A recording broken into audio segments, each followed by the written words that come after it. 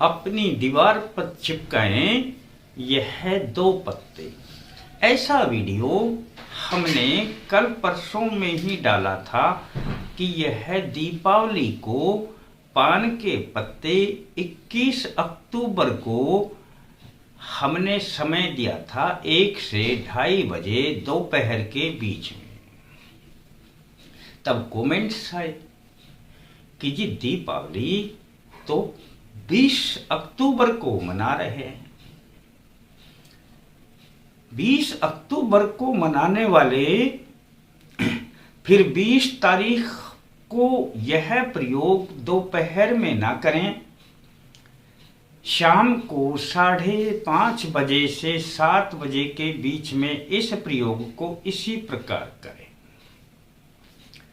और जो 21 तारीख को मनाते हैं वो दिन में 1 से 2:30 बजे के बीच में जो समय दिया है उसी के अनुसार करें। समय का बड़ा महत्व हुआ करता है। यह तो था पिछले वीडियो का स्पष्टीकरण। अब हम आ जाते हैं दोस्तों कि धनतेरस। अब धनतेरस के बारे में थोड़ा सा यदि जान लेंगे कि यह चीज अपने घर पर ले आए और दोस्तों ऐसा कर देंगे तो अपने घर में सुख समृद्धि लक्ष्मी भी आएगी और घर से रोग भी गायब होने लग जाएंगे। सबसे बड़ी समस्या है घर में रोगों का होना। और दोस्तों सागर मंथन के समय में ऐसा माना जाता है कि धन्वंतरी का अमृत कलश लेकर के प्राकट्य हुआ था। और जब धन्वंतरी का सागर मंथन के समय प्राकट्य हुआ तो धन्वंतरी एक वैद्य के रूप में जाने लगे। उन्होंने आयुर्वेद से बहुत सी अपनी विधियां निकाली और औषधियों का निर्माण किया और उन्होंने इस औषधि क्षेत्र में बहुत तरह के प्रयोग किए, यहाँ तक कि शल्य चिकित्सा तक किया। माना जाता है कि मरण आसन्न व्यक्ति को भी वे जीवित करने में सक्षम हुआ करते थे। देवताओं को वे विशेष रूप से ठीक करने के लिए जाने जाते थे। देवताओं का वैद्य का रूप में भी उन्हें जानते हैं।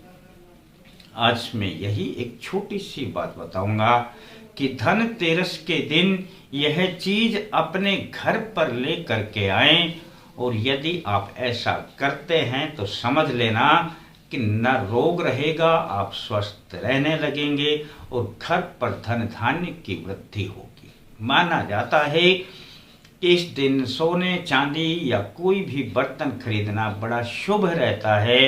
यदि आप बर्तन पे आते हैं तब आप अपनी सामर्थ्य के अनुसार कुछ भी खरीदें, पर एक दीपक जरूर लेकर के आएं जो कि पीतल का बना हुआ हो, जिसे जोत बोलते हैं। पीतल की जोत ले आएं और दोस्तों उस दिन बाजार से ले आएं अपनी सामर्थ्य के अनुसार च्यवनप्राश का डब्बा।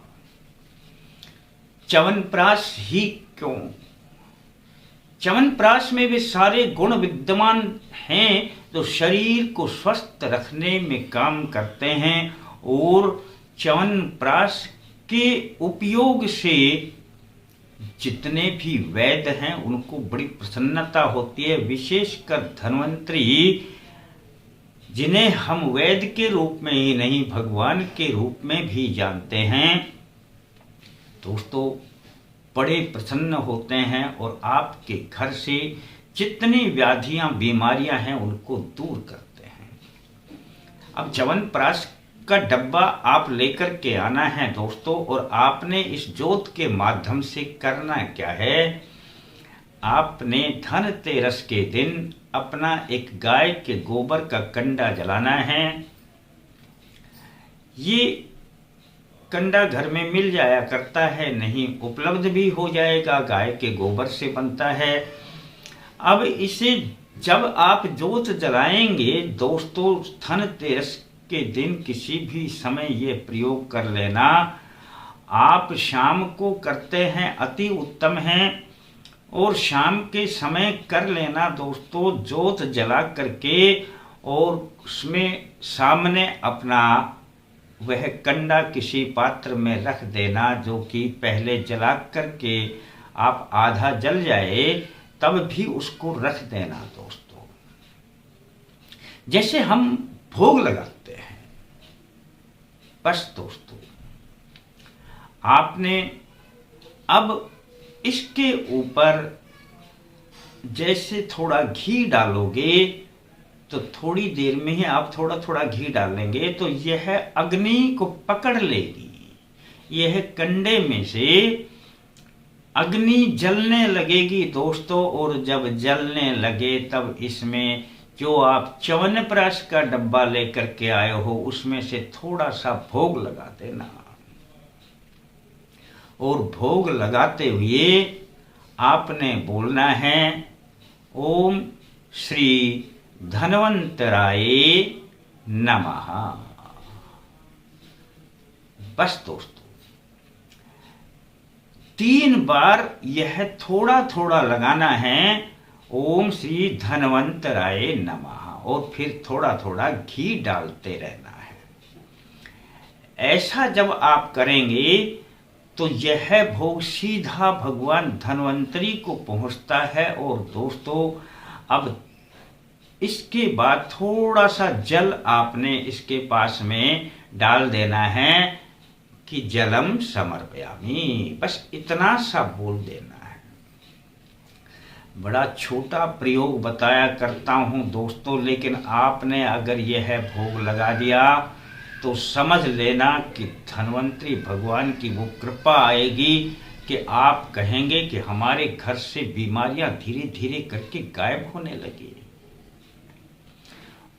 अब इतना करने के बाद आप आराम से बैठ जाना है, और आपने 5 मिनट 7 मिनट 10 मिनट आराम से इस मंत्र का जप करना है। ओम नमो भगवते वासुदेवाय, श्री धन्वंतराय नमो नमः। ओम नमो भगवते वासुदेवाय, श्री धन्वंतराय नमो नमः। दोस्तों इस दीपक से और जब यह भोग लगाओगे ना तो समझ लेना उसी वक्त से आपके ऊपर कृपा प्रारंभ हो जाएगी। भगवान धन्वंतरी को बहुत से जानकार और शास्त्री इनको भगवान विष्णु का भी अवतार मानते हैं, पर आप करके जरूर देख लेना। एक ही दिन का प्रयोग है दोस्तों। अब यह जो दीपक है यह आपका अपने घर में सदा काम आएगा दोस्तों। और आपने अब जो ये भोग लगाया है इसकी जो अपनी भस्म जो तैयार हो जाएगी जल करके दोस्तों, इसमें थोड़ी सी रख लेना और थोड़ी सी कभी कभी अपने कंठ के नीचे तिलक लगा लिया करें दोस्तों। यह सदा आपके काम आएगी। ये रोगों को हटाने में बड़ी सक्षम है। थोड़ी है तो बस थोड़ी रख लेना, और थोड़ी ज़्यादा है तो शेष अपनी किसी भी बड़े वृक्ष के नीचे डाल देना, और थोड़ी बचा करके अवश्य रख लेना। जब जी करे तब लगा लिया करें कि लगता है मेरी व्याधि ठीक ना हो रही है। दोस्तों इस प्रकार का प्रयोग जब आप करते हैं तो धनतेरस को यह प्रयोग आपको सब कुछ देने वाला है। धन धान्य तो देगा ही, आरोग्यता प्रदान करेगा, स्वास्थ्य प्रदान करेगा। और दोस्तों मन मानता है तो कर लेना। जिसकी सामर्थ्य हो वो आधा किलो से अधिक 1 किलो भी च्यवनप्राश का डब्बा ले आए। और दोस्तों सर्दी आ रही है, फिर इस च्यवनप्राश को आपने ही खाना है, घर के सदस्य को खिलाएं, घर में जो बीमार है उनको खिलाएं। इस च्यवनप्राश को कोई भी खाएं। ये जो च्यवनप्राश अब खाया जाएगा ये उनकी सारी बीमारियों को दूर करेगा और उनके लिए सुख समृद्धि लेकर के आएगा। अब इतनी बातें तो मैंने बताई और समझ में आ गई हों तो मन मानता है तो कर लेना। पर एक बात, जो आपका मन ना माने तब भी कर लेना। आप पूछेंगे क्या? वीडियो को सब्सक्राइब करके घंटी दबा देना, और घंटी दबा करके आल लिखा है उसको दबा देना। और ये उनके लिए है जो नए प्रेमी हमारे इस वीडियो को देखते हैं। और लाइक कर देना। अब कर ही देना, जब हमने बोल दिया तो फिर कर देना। फिर मिलते हैं दोस्तों नए अंक के साथ। तब तक के लिए जय माता दी।